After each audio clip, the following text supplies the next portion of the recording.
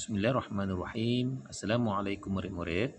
Alhamdulillah, pada kali ini bagi pelajaran solah, cikgu akan sambung lagi dalam muka surat 19, yang mana tajuk kita ni pada kali ini ialah mengenai dengan waktu-waktu sembahyang. Maksud cikgu di sini ialah waktu-waktu sembahyang fardu 5 waktu yang diwajibkan oleh Allah Subhanahu Wa Taala untuk mengerjakannya. Baik, yang pertama kita lihat kepada waktu bagi sembahyang fardu zuhur. Waktu bagi sembahyang fardu zuhur bermula dari tergelincir matahari daripada tengah-tengah langit hingga bayang-bayang sesuatu benda sama panjang dengannya. Maksudnya kalau kamu berdiri di arah panas satu, kamu lihat di mana kedudukan matahari. Kalau matahari itu tersasar daripada tengah-tengah, duluan tengah-tengah langit itu tersasar sedikit, bermakna waktu zuhur sudah masuk, bermula, dan hingga bayang-bayang sesuatu benda sama panjang dengannya. Maksudnya macam yang cikgu tadi, kalau kamu berdiri arah panas satu, kamu lihat bayang-bayang kamu. Kalau bayang-bayang kamu itu sudah sama panjang dengan tinggi kamu, bermakna waktu zuhur sudah habis. Itu yang dimaksudkan di sana bagi waktu sembahyang fardu zuhur. Kemudian kita lihat kepada waktu bagi sembahyang fardu asar, bermula dari sesuatu benda itu lebih panjang daripadanya hingga terbenam matahari.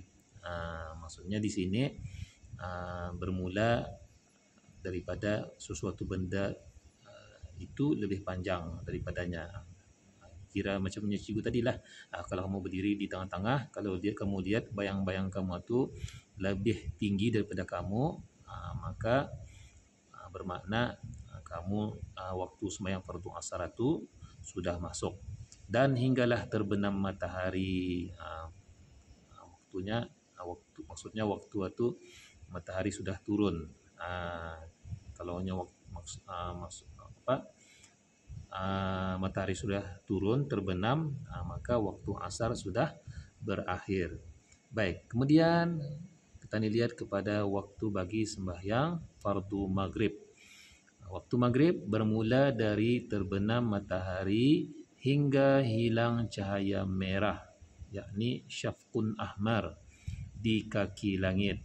Jadi maghrib bermula dari terbenam matahari hingga hilang cahaya merah.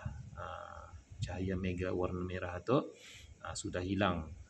Maksudnya keadaan langit sudah gelap, maka waktu maghrib sudah berakhir. Kalau maghrib masa itu ada masih nampak cahaya matahari itu hanya tinggal sedikit, atau maksudnya di sana waktu maghrib.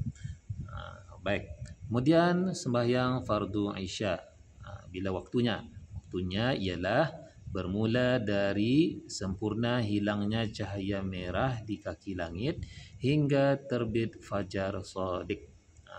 Maksudnya warna-warna cahaya merah daripada matahari itu tadi hilang benar-benar.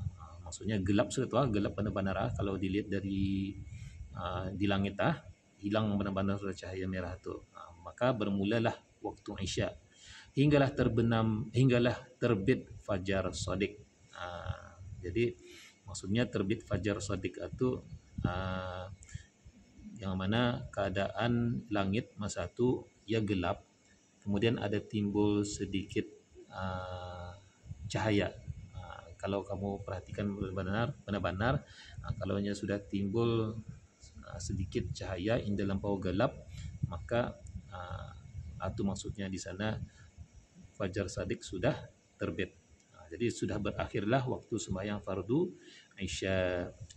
Kemudian kita lihat kepada waktu bagi sembahyang fardu subuh. Waktu bagi sembahyang fardu subuh bermula dari naik fajar shadiq hingga terbit matahari. Maksudnya bermula daripada naik fajar shadiq. Maksudnya cahaya cahaya fajar atau cahaya waktu subuh itu sudah semakin cahaya langit itu maksudnya sudah semakin terang. Tidak terlampau gelap lagi ya. Bermakna sudah naik fajar shadiq tu boleh sudah sembahyang fardu subuh hinggalah terbit matahari sampai matahari keluar, sampai matahari keluar. Itu adalah bagi waktu-waktu sembahyang fardu 5 waktu. Okey. Kemudian muka surat yang ke-20. Sembahyang tidak wajib dikerjakan dengan segera apabila masuk waktunya, bahkan harus ia dilambatkan. Baik, yang satu ni maksudnya sembahyang tidak wajib dikerjakan dengan segera.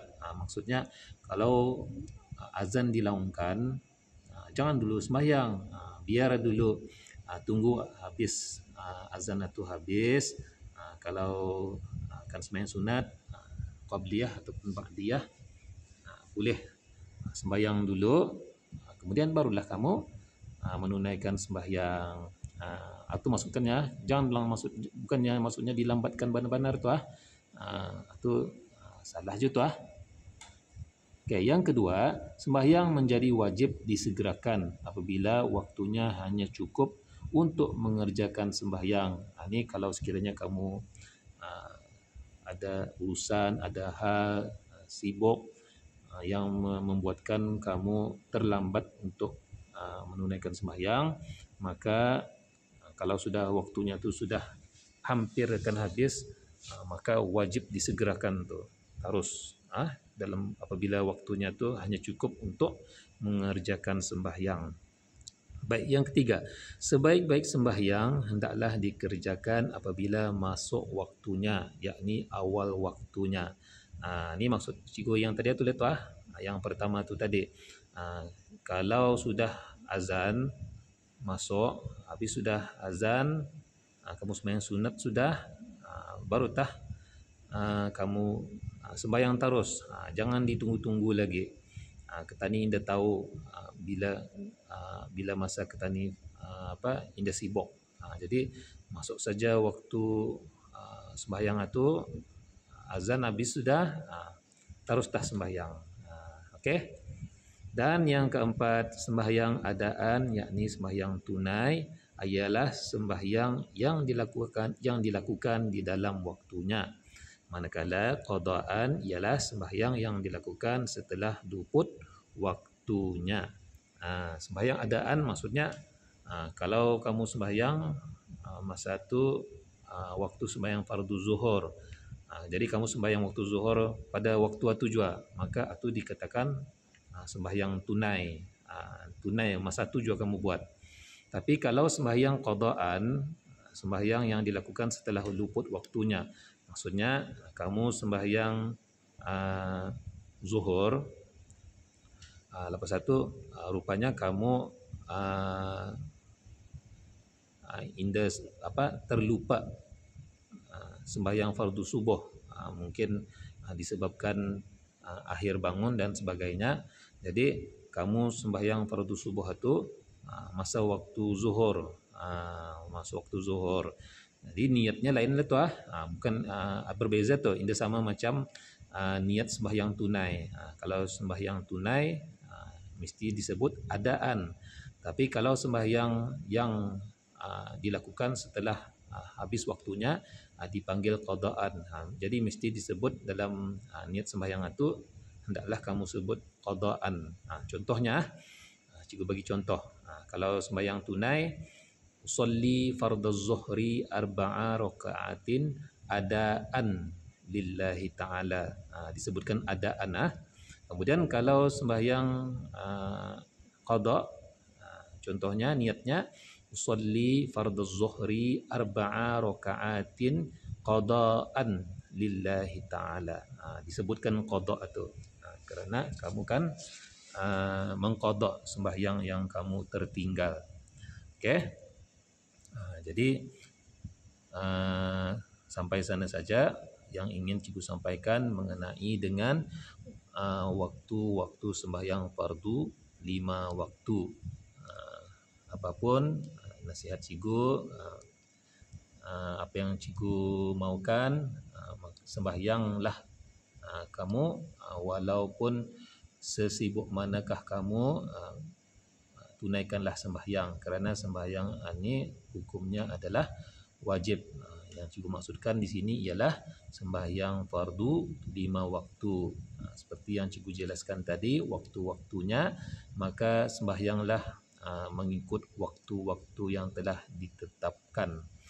Sembahyang zuhur, waktu zuhur; sembahyang asar, waktu asar; sembahyang maghrib, waktu maghrib; sembahyang isya, waktu isya; dan sembahyang subuh, waktu subuh. Jangan tertinggal ingat jangan ditinggalkan sembahyang fardu 5 waktu ini.